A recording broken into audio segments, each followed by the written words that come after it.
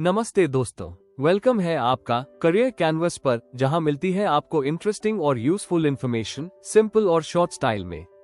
अगर आप नए हो तो सब्सक्राइब करना ना भूलना और बेल आइकॉन जरूर दबाओ ताकि कोई भी अमेजिंग अपडेट मिस ना हो जाए।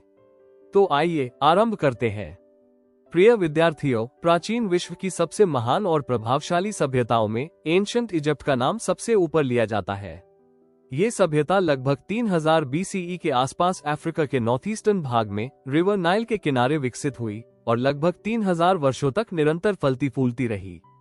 इजिप्ट केवल एक राज्य नहीं था, बल्कि यह एक कंप्लीट सिविलाइजेशन था जिसमें शासन व्यवस्था, समाज व्यवस्था, धर्म, कला, विज्ञान, लेखन, शिक्षा और इंजीनियरिंग सब कुछ अत्यंत उन्नत रूप में मौजूद था। जब दुनिया के अनेक भागों में लोग अभी प्रिमिटिव जीवन जी रहे थे, उस समय इजिप्ट ने ऐसी अचीवमेंट्स प्राप्त कर ली थी जिनकी बराबरी बाद की सिविलाइजेशंस भी लंबे समय तक नहीं कर सकी। इजिप्शियन सिविलाइजेशन की सबसे विशेष बात यह थी कि इसने प्रकृति से लड़ने के बजाय प्रकृति को समझकर उसके साथ हार्मनी में रहना सीखा। इस पूरे सिविलाइजेशन की नींव रिवर नाइल पर टिकी हुई थी। नाइल केवल एक नदी नहीं थी, बल्कि यह इजिप्ट की लाइफ लाइन थी, जिसके बिना इस सिविलाइजेशन का अस्तित्व ही संभव नहीं था। इसी नदी के कारण इजिप्ट को फर्टाइल भूमि, पर्याप्त भोजन, सुरक्षित ट्रांसपोर्ट सिस्टम और स्थायी प्रॉस्पेरिटी मिली। इसलिए इतिहासकारों ने बिल्कुल सही कहा है, Egypt is the gift of the Nile. Egypt के लोग अपने एनवायरनमेंट को बहुत गहराई से समझते थे। उन्होंने रिवर की फ्लडिंग, सॉइल की फर्टिलिटी, क्लाइमेट के पैटर्न्स और जियोग्राफी के इम्पोर्टेंस को पहचानकर अपने जीवन और शासन व्यवस्था को उसी के अनुसार विकसित किया। इस समझदारी ने इजिप्ट को पॉलिटिकल स्टेबिलिटी, इकोनॉमिक स्ट्रेंथ और कल्चरल रिचनेस प्रदान की। यही कारण है कि इजिप्ट केवल अपने समय की एक शक्तिशाली सिविलाइजेशन नहीं था, बल्कि मानव इतिहास के विकास की दिशा बदलने वाली एक महान सभ्यता बन गया, जिसकी इन्फ्लुएंस आज भी हमारे आधुनिक वर्ल्ड में दिखाई देती है। अब हम उस फैक्टर को समझेंगे जिसके बिना इजिप्ट का इतिहास अधूरा है, रिवर नाइल। नाइल दुनिया की सबसे लंबी नदी है, जिसकी लंबाई लगभग 6600 किलोमीटर्स है। ये नदी सेंट्रल अफ्रीका से निकलकर नॉर्थ की ओर बहती हुई मेडिटरेनियन सी में मिलती है। इसके दोनों किनारों पर स्थित नैरो फर्टाइल लैंड ही प्राचीन इजिप्ट का हार्ट था। चारों ओर फैले हुए वास्ट डेजर्ट्स ने इजिप्ट को एक नेचुरल वॉल प्रदान की, जिससे ये सिविलाइजेशन लंबे समय तक बाहरी इन्वेजन से सुरक्षित रही। हर वर्ष जून से सितंबर के बीच नाइल में फ्लडिंग होती थी। ये फ्लड कोई डिजास्टर नहीं थी, बल्कि इजिप्ट की प्रॉस्पेरिटी का सबसे बड़ा कारण थी। जब फ्लड का पानी वापस जाता तो यह अपने साथ एक स्पेशल मिट्टी छोड़ जाता, जिसे इजिप्शियंस कहते थे कैमट, अर्थात ब्लैक लैंड।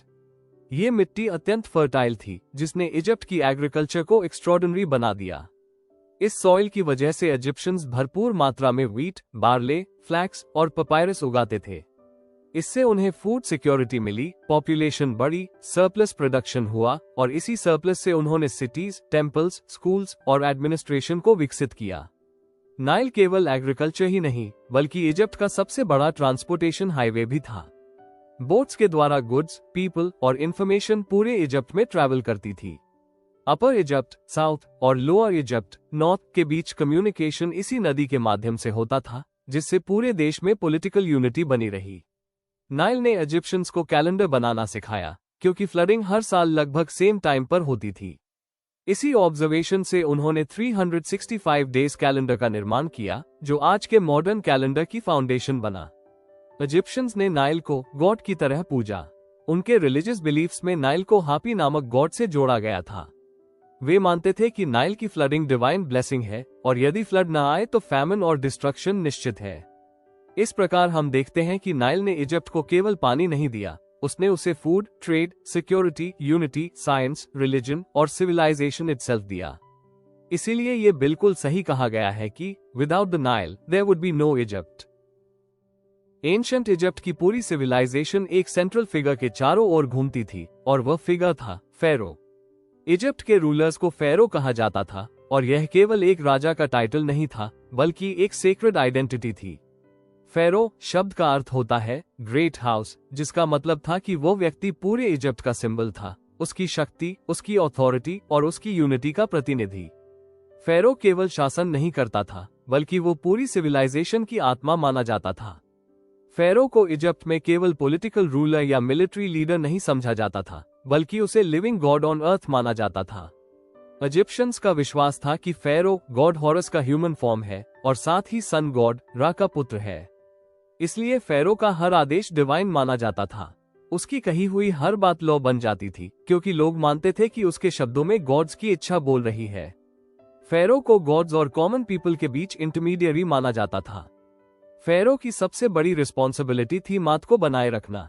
मात का अर्थ है ट्रूथ, जस्टिस, बैलेंस, हार्मनी और कॉस्मिक ऑर्डर।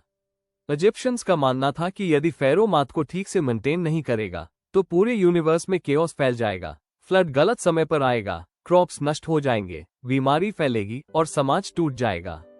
इसलिए फेरो केवल शासन नहीं करता था बल्कि पूरे कॉस्मोस की स्टेबिलिटी का गार्डियन था। फेरोज ने इजिप्ट को ऑर्गेनाइज किया, मैसिव प्रोजेक्ट्स करवाए जैसे टेम्पल्स, इरिगेशन सिस्टम्स, कैनाल्स और विशाल मॉन्यूमेंट्स। इन प्रोजेक्ट्स का उद्देश्य केवल ब्यूटी नहीं था बल्कि प्रॉस्पेरिटी, रिलीजन और पावर का प्रदर्शन था। पिरामिड्स, टेम्पल्स और स्टैचूज ये दिखाते थे कि फेरो कितना शक्तिशाली है और गॉड्स उससे कितने प्रसन्न है। अब हम कुछ महान फेरोज को समझते हैं जिन्होंने इजिप्ट के इतिहास को आकार दिया। किंग नामा मेनीज वो फेरो था जिसने लगभग 3100 BCE में अपर इजिप्ट और लोअर इजिप्ट को यूनाइट किया और इजिप्ट की फर्स्ट डायनेस्टी की स्थापना की। इस यूनिफिकेशन से इजिप्ट एक स्ट्रॉन्ग सेंट्रलाइज्ड किंगडम बना और सिविलाइजेशन का वास्तविक जन्म हुआ। खुफू चेओप्स ने ग्रेट पिरामिड ऑफ गीजा का निर्माण करवाया जो आज भी दुनिया के 7 wonders of the ancient world में शामिल है। ये पिरामिड केवल एक टूम नहीं था बल्कि फेरो की डिवाइन पावर और ह्यूमन इंटेलिजेंस का प्रतीक था। हैटशेपसूट इजिप्ट की सबसे पावरफुल फीमेल फेरो थी। उसने ट्रेड को दूर दूर के देशों तक फैलाया, वेल्थ बढ़ाई और मैग्निफिसेंट टेम्पल्स बनवाए। उसने ये सिद्ध कर दिया कि लीडरशिप जेंडर से नहीं विजन से बनती है। अखेनेटन एक रेवोल्यूशनरी फेरो था जिसने ट्रेडिशनल पॉलीथियज्म को छोड़कर केवल एक गॉड, आटन, सन डिस्क की वर्शिप शुरू की। यह इतिहास का पहला प्रयास था मोनोथियज्म की ओर। टूटनखामोन, जिसे किंग टट कहा जाता है, बहुत कम उम्र में फेरो बना और जल्दी मृत्यु को प्राप्त हुआ। लेकिन 1922 में उसकी नियरली इंटैक्ट टूम की डिस्कवरी ने दुनिया को इजिप्ट की अनइमेजिनेबल वेल्थ और आर्टिस्ट्री दिखाए। रैमजीज II, जिसे रैमजीज द ग्रेट कहा जाता है, इजिप्ट का सबसे पावरफुल वॉरियर फेरो था। उसने लगभग 67 ईयर्स तक शासन किया, विशाल टेम्पल्स और मॉन्यूमेंट्स बनवाए और इजिप्ट को मिलिट्री ग्लोरी दिलाए। फेरोज की मृत्यु के बाद उन्हें ऑर्डिनरी तरीके से नहीं दफनाया जाता था। उनके लिए विशाल टूम्स, पिरामिड्स और बाद में वैली ऑफ द किंग्स में एलैबोरेट ग्राव्स बनाए जाते थे। इनमें ट्रेजर, फूड, स्टैचूज और सेक्रेट टेक्स्ट्स रखे जाते थे ताकि फेरो का सोल आफ्टर लाइफ में भी इटर्नल लाइफ प्राप्त कर सके। इस प्रकार फेरो केवल राजा नहीं था, वो इजिप्ट की रिलीजन, पॉलिटिक्स, इकोनॉमी और डेस्टिनी का सेंटर था। यही कारण है कि एंशिएंट इजिप्ट की सिविलाइजेशन इतनी स्टेबल, पावरफुल और लॉन्ग लास्टिंग बनी। एंशिएंट इजिप्ट की पहचान यदि किसी एक सिंबल से होती है तो वो है पिरामिड्स। ये केवल स्टोन स्ट्रक्चर्स नहीं है बल्कि इजिप्ट की सिविलाइजेशन की आत्मा, उसकी बिलीफ्स और उसकी एक्स्ट्रॉर्डिनरी इंटेलिजेंस के साइलेंट विटनेसेस हैं। इजिप्शियंस का विश्वास था कि मृत्यु जीवन का अंत नहीं है बल्कि एक नए इटर्नल जर्नी की शुरुआत है। इसी बिलीफ के कारण फेरोज के लिए विशाल और मैग्निफिसेंट टूम्स बनाए गए जिन्हें हम आज पिरामिड्स के नाम से जानते हैं। सबसे प्रसिद्ध पिरामिड्स गीजा में स्थित हैं, जो मॉडर्न कायरो के पास है। इनमें सबसे महान है ग्रेट पिरामिड ऑफ खुफू, जिसे लगभग 2560 BCE में बनाया गया था। ये पिरामिड ओरिजिनली लगभग 146 मीटर्स ऊंचा था और इसमें लगभग 2 मिलियन लाइमस्टोन ब्लॉक्स का उपयोग किया गया। ये कल्पना करना भी कठिन है कि उस समय बिना मॉडर्न मशीन्स और टेक्नोलॉजी के इतने विशाल स्ट्रक्चर का निर्माण कैसे किया गया होगा। यह इजिप्ट की इंजीनियरिंग स्किल और ह्यूमन प्लानिंग का सर्वोच्च उदाहरण है। ग्रेट पिरामिड के पास ही कैफ्रा और मेनकोरी के पिरामिड स्थित है और उन्हीं के सामने खड़ा है रहस्यमयी ग्रेट स्फिंक्स, एक विशाल स्टैचू जिसका शरीर लायन का और सिर ह्यूमन का है। ये फेरो की रॉयल पावर, स्ट्रेंथ और विजडम का प्रतीक है। ये मॉन्यूमेंट्स केवल बेरियल प्लेसेस नहीं थे बल्कि फेरो की डिवाइन स्टेटस और इजिप्ट की इटर्नल ग्लोरी की घोषणा थे। पिरामिड्स के निर्माण में रिमार्केबल आर्किटेक्चर, मैथमेटिक्स और एस्ट्रोनॉमी का प्रयोग हुआ। इंजीनियर्स और वर्कर्स ने परफेक्ट सिमेट्री बनाई और स्ट्रक्चर्स को स्टार्स के साथ एक्यूरेट अलाइनमेंट में रखा ताकि फेरो की सोल आफ्टर लाइफ में भी कॉस्मिक ऑर्डर से जुड़ी रहे। इस प्रकार पिरामिड्स केवल कब्र नहीं है बल्कि वे इजिप्ट की इटर्निटी, इंटेलिजेंस और फेथ के अमर प्रतीक है। एंशंट इजिप्ट की सिविलाइजेशन को सही रूप से समझने के लिए उसकी राइटिंग सिस्टम को समझना अत्यंत आवश्यक है, क्योंकि किसी भी महान सिविलाइजेशन की पहचान उसके विचारों, ज्ञान और रिकॉर्ड से होती है, और इजिप्ट ने ये सब कुछ हायरोग्लिफ्स के माध्यम से सुरक्षित रखा। हायरोग्लिफ्स दुनिया की सबसे अर्लीस्ट राइटिंग सिस्टम्स में से एक थी, और ग्रीक लैंग्वेज में इसका अर्थ होता है सेक्रेड कार्विंग्स, अर्थात पवित्र चिन्हों द्वारा लिखा गया संदेश, जो ये दर्शाता है कि इजिप्शियंस राइटिंग को केवल कम्युनिकेशन का साधन नहीं बल्कि सेक्रेड ड्यूटी मानते थे। हायरोग्लिफिक सिस्टम में लगभग 700 सिंबल्स थे, और हर सिंबल किसी साउंड, आइडिया या ऑब्जेक्ट को रिप्रेजेंट करता था, जिससे ये राइटिंग सिस्टम अत्यंत रिच और एक्सप्रेसिव बन गया। इजिप्शियंस अपनी religious beliefs, royal achievements, laws, prayers, myths और हिस्टोरिकल इवेंट्स को इन्हीं सिंबल्स में लिखते थे ताकि उनका नॉलेज कभी नष्ट ना हो। ये राइटिंग मुख्य रूप से टेम्पल वॉल्स, टूम्स और पपायरस स्क्रोल्स पर की जाती थी, जिससे उनका मैसेज सेंचुरीज तक सुरक्षित रह सके। इस सेक्रेड राइटिंग को संभालने का कार्य स्क्राइब्स करते थे, जो इजिप्शियन सोसाइटी के सबसे एजुकेटेड और रिस्पेक्टेड मेंबर्स माने जाते थे। स्क्राइब बनने के लिए वर्षों की शिक्षा और ट्रेनिंग आवश्यक होती थी, और जो व्यक्ति स्क्राइब बन जाता था उसे गवर्नमेंट एडमिनिस्ट्रेशन, रिलीजियस इंस्टीट्यूशंस और रॉयल कोर्ट में उच्च स्थान प्राप्त होता था। स्क्राइब्स ने इजिप्ट के laws, tax records, trade documents, royal announcements और रिलीजियस टेक्स्ट्स को प्रिजर्व किया, जिससे सिविलाइजेशन का पूरा स्ट्रक्चर व्यवस्थित रूप से चल पाया। 1799 में डिस्कवर हुई रोजेटा स्टोन ने आधुनिक स्कॉलर्स को हायरोग्लिफ्स को डिकोड करने की दी। इस स्टोन पर एक ही टेक्स्ट 3 स्क्रिप्ट्स में लिखा हुआ था, ग्रीक, डेमोटिक और हायरोग्लिफिक, और इसी कंपैरिजन से हिस्टोरियंस ने एंशिएंट इजिप्शियन लैंग्वेज को समझा। इस डिस्कवरी के बाद इजिप्ट की सिविलाइजेशन के हिडन चैप्टर्स दुनिया के सामने आए, और हजारों वर्षों पुराना ज्ञान फिर से जीवित हो उठा। इस प्रकार हायरोग्लिफ्स केवल राइटिंग सिस्टम नहीं थे, बल्कि इजिप्ट की मेमोरी, आइडेंटिटी और वॉइस थे, जो समय की सीमाओं को पार करते हुए आज भी हमें उस महान सिविलाइजेशन की कहानी सुनाते हैं। एंशिएंट इजिप्ट की सिविलाइजेशन का सबसे रहस्यमयी और फैसिनेटिंग एस्पेक्ट है ममिफिकेशन। इजिप्शियंस का विश्वास था कि मृत्यु जीवन का अंत नहीं है, बल्कि एक नए और इटर्नल जीवन की शुरुआत है। उनके रिलीजियस बिलीफ के अनुसार प्रत्येक व्यक्ति की आत्मा को कहा जाता था, और यह का मृत्यु के बाद भी जीवित रहती थी, लेकिन उसे अपने फिजिकल बॉडी की आवश्यकता होती थी ताकि वो उसमें वापस लौट सके। इसी विश्वास ने इजिप्शियंस को बॉडी को सैकड़ों वर्षों तक सुरक्षित रखने की टेक्निक विकसित करने के लिए प्रेरित किया, जिसे हम आज ममिफिकेशन के नाम से जानते हैं। ममिफिकेशन का उद्देश्य था बॉडी को डिके से बचाना और उसे आफ्टर लाइफ के लिए तैयार रखना। ये प्रोसेस अत्यंत केयरफुल, सेक्रेड और साइंटिफिक था। सबसे पहले बॉडी के इंटरनल ऑर्गन्स जैसे लंग्स, लिवर, स्टमक और इंटेस्टिन्स को सावधानी से निकाल लिया जाता था, जबकि हार्ट को बॉडी में ही छोड़ दिया जाता था, क्योंकि इजिप्शियंस मानते थे कि हार्ट ही बुद्धि और भावना का केंद्र है। निकाले गए ऑर्गन्स को स्पेशल कंटेनर्स में रखा जाता था, जिन्हें कैनोपिक जार्स कहा जाता था। इसके बाद बॉडी को कई दिनों तक न्यूट्रॉन सॉल्ट से ढक दिया जाता था ताकि शरीर की सारी मॉइस्चर निकल जाए और बॉडी पूरी तरह सूख जाए। जब बॉडी पूरी तरह ड्राई हो जाती थी, तब उसे सुगंधित ऑयल्स और परफ्यूम से साफ किया जाता था। इसके बाद बॉडी को कई लेयर्स में फाइन लिनन क्लॉथ से रैप किया जाता था। इन रैपिंग्स के बीच एम्यूलेट्स और चार्म्स रखे जाते थे ताकि सोल को इविल पावर से प्रोटेक्शन मिल सके। अंत में मम्मी को ब्यूटीफुली डेकोरेटेड कॉफिन या सार्कोफेगस में रखा जाता था। टूम को फूड, ज्वेलरी, फर्नीचर, क्लोथ्स और डेली यूज वस्तुओं से भर दिया जाता था, क्योंकि इजिप्शियंस मानते थे कि आफ्टर लाइफ में भी वही जीवन जारी रहता है। इस पूरी प्रैक्टिस से यह स्पष्ट होता है कि इजिप्शियन सोसाइटी कितनी डीपली स्पिरिचुअल और रिचुअलिस्टिक थी, और वे मृत्यु को अंत नहीं बल्कि एक नए जीवन का द्वार मानते थे। एंशिएंट इजिप्ट की सिविलाइजेशन केवल पिरामिड्स और फेरोज तक सीमित नहीं थी, बल्कि उसकी असली पहचान उसके सोसाइटी और कल्चर से बनती है। इजिप्शियन सोसाइटी अत्यंत ऑर्गेनाइज्ड और हायरार्किकल थी, जहां हर व्यक्ति का स्थान पहले से निश्चित था और हर वर्ग की अपनी रिस्पॉन्सिबिलिटीज थी। समाज के सबसे ऊपर फेरो होता था, जिसे लिविंग गॉड माना जाता था, और उसके नीचे प्रीस्ट्स और नोबल्स होते थे, जो रिलीजन और गवर्नमेंट एडमिनिस्ट्रेशन दोनों को संभालते थे। इसके बाद सोल्जर्स आते थे, जो किंगडम की रक्षा करते थे और इजिप्ट की पावर को बनाए रखते थे। उनके नीचे स्क्राइब्स होते थे, जो पढ़े लिखे और एजुकेटेड लोग थे और गवर्नमेंट रिकॉर्ड्स, लॉज, टैक्सेस और हिस्टोरिकल डॉक्यूमेंट्स को संभालते थे। इनके बाद क्राफ्ट्समैन और आर्टिस्ट्स होते थे जिन्होंने इजिप्ट के टेम्पल्स, स्टैचूज, पेंटिंग्स और ज्वेलरी को मैग्निफिसेंट बनाया। फार्मर्स सोसाइटी की बैकबोन थे जो नाइल की फर्टाइल भूमि पर क्रॉप्स उगाकर पूरे नेशन को भोजन प्रदान करते थे, और सबसे नीचे स्लेव्स होते थे जो कठिन लेबर करते थे। रिलीजन इजिप्शियन लाइफ का केंद्र था। इजिप्शियंस अनेक गॉड्स और गॉडेसेस में विश्वास करते थे जिसे पैंथियन कहा जाता है। उनके मुख्य देवताओं में Ra sun god, Osiris underworld का गॉड, आइसिस मैजिक और मदरहुड की गॉडेस, और अन्यूबस ममिफिकेशन का गॉड था।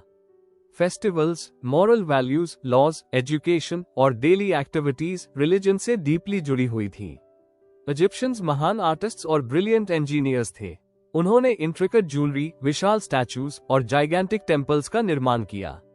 कानाक और लक्सर जैसे टेम्पल्स केवल वर्शिप प्लेसेस नहीं थे बल्कि पॉलिटिकल और एडमिनिस्ट्रेटिव सेंटर्स भी थे। उन्होंने मैथमेटिक्स, एस्ट्रोनॉमी और मेडिसिन में रिमार्केबल प्रोग्रेस की।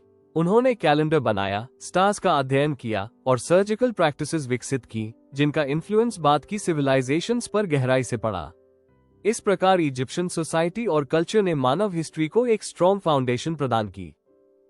इतनी महान और शक्तिशाली सिविलाइजेशन होने के बावजूद एंशिएंट इजिप्ट भी समय के प्रवाह में स्थायी नहीं रह सका। लगभग 1000 बीसीई के बाद इजिप्ट की शक्ति धीरे धीरे कमजोर होने लगी। ये डिक्लाइन अचानक नहीं हुआ बल्कि यह एक लंबी हिस्टोरिकल प्रोसेस थी जिसमें कई कारण एक साथ जुड़े हुए थे। सबसे पहला कारण था इंटरनल कॉन्फ्लिक्ट्स, जहां रॉयल फैमिलीज के बीच सत्ता के लिए लगातार संघर्ष होने लगा। कमजोर लीडरशिप के कारण सेंट्रल गवर्नमेंट धीरे धीरे कंट्रोल खोने लगी और पूरे किंगडम में पॉलिटिकल इंस्टेबिलिटी फैल गई। दूसरा बड़ा कारण था लगातार होने वाले फॉरेन इन्वेजन्स। इजिप्ट की वेल्थ, फर्टाइल लैंड और स्ट्रैटेजिक लोकेशन ने बाहरी शक्तियों को आकर्षित किया। सबसे पहले न्यूबियंस ने इजिप्ट पर कंट्रोल किया, फिर पर्शियंस आए और इजिप्ट को अपने एम्पायर में शामिल कर लिया। इसके बाद अलेक्जेंडर द ग्रेट के नेतृत्व में ग्रीक्स ने 332 बीसीई में इजिप्ट पर विजय प्राप्त की और वहां ग्रीक कल्चर का प्रभाव फैलने लगा। अंत में 30 बीसीई में रोमन्स ने इजिप्ट को अपने एम्पायर में शामिल कर लिया और इस प्रकार इजिप्ट की पॉलिटिकल इंडिपेंडेंस पूरी तरह समाप्त हो गई। इन लगातार इन्वेजन्स और इंटरनल स्ट्रगल्स ने इजिप्ट की इकोनॉमी, मिलिट्री और एडमिनिस्ट्रेशन को कमजोर कर दिया।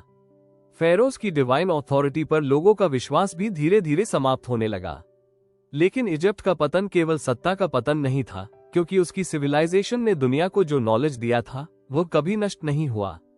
मेडिटरेनियन और मिडिल ईस्ट की सिविलाइजेशंस ने इजिप्ट से साइंस, मेडिसिन, आर्किटेक्चर, रिलीजन और गवर्नेंस के कई इंपॉर्टेंट एलिमेंट्स अपनाए। इस प्रकार इजिप्ट भले ही पॉलिटिकल रूप से गिर गया, लेकिन उसकी कल्चरल लेगेसी आज भी अमर बनी हुई है। Egyptian civilisation of the Nile valley मानव इतिहास का सबसे महान और इंस्पायरिंग चैप्टर है। ये सिविलाइजेशन केवल किंग्स, वॉर्स और मॉन्यूमेंट्स की कहानी नहीं है, बल्कि यह ह्यूमन इंटेलिजेंस, इमेजिनेशन और फेथ की एक्स्ट्रॉर्डिनरी जर्नी है।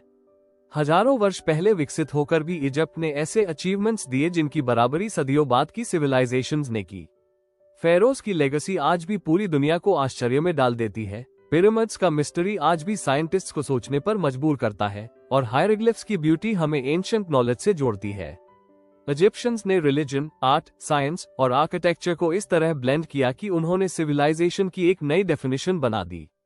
उनके टेम्पल्स और स्टैचूज केवल पत्थर के ढांचे नहीं है, बल्कि वे ह्यूमन क्रिएटिविटी की साइलेंट वॉइसेस हैं जो आज भी हमसे बात करती है।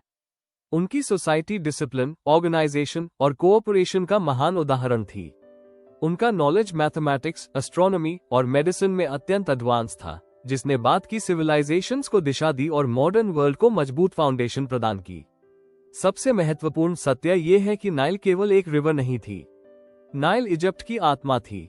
नाइल ने उन्हें फूड दिया, नाइल ने उन्हें वेल्थ दिया, नाइल ने उन्हें प्रोटेक्शन दिया और नाइल ने उन्हें स्टेबिलिटी दी। इसी रिवर ने इस सिविलाइजेशन को हजारों वर्षों तक अलाइव रखा और उसे ग्रेटनेस तक पहुंचाया।